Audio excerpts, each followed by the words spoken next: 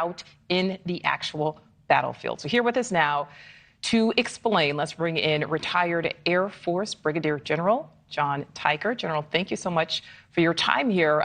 We know lasers have been used since the Cold War, so it's not like this is necessarily new, but talk about how the technology itself is changing and why the Pentagon, more importantly, is willing to spend billions of dollars investing in this type of technology and equipment. Nicole, we have used lasers primarily to guide bombs, but now lasers and other types of directed energy like microwaves are being used based on the new technology to engage targets. And you described potentially targets that are inbound rockets or mortars or missiles, but directed energy can either blind or ultimately destroy, with the right technology, a variety of targets, and it can do so at range, and it can do so in a way that is cost permissive. And that is why it is so attractive for the Pentagon to be investing in this technology. All right. So, General, is there a world maybe where the majority of our weapons supply could consist of these types of weapons, of weaponry?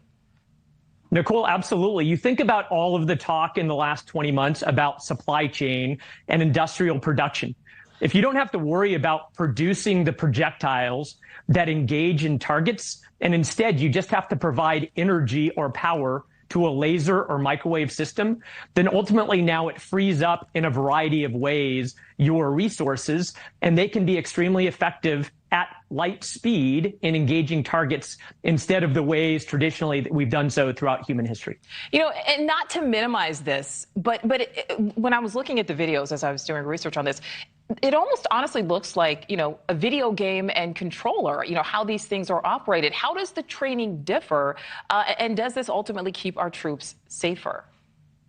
Nicole, there is an arms race to find the right way to operationalize these types of directed energy weapons. I commanded Edwards Air Force Base, the test base in the Air Force recently, but back when I was there at a previous time in 2010, there was a program that was a demonstrator known as the airborne laser that actually in test shot down dozens of miles away from the nose of a 747 with a laser, a couple of ballistic missiles.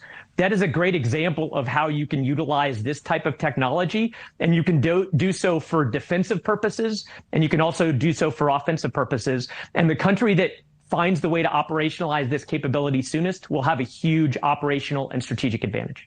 In general, it's called directed energy. And I think, you know, the sound of those two words together, I feel like could potentially, you know, be dangerous. We know that these are expensive. Is that the only potential downside, or are there others? There are a variety of downsides as you consider how do you operationalize these types of capabilities.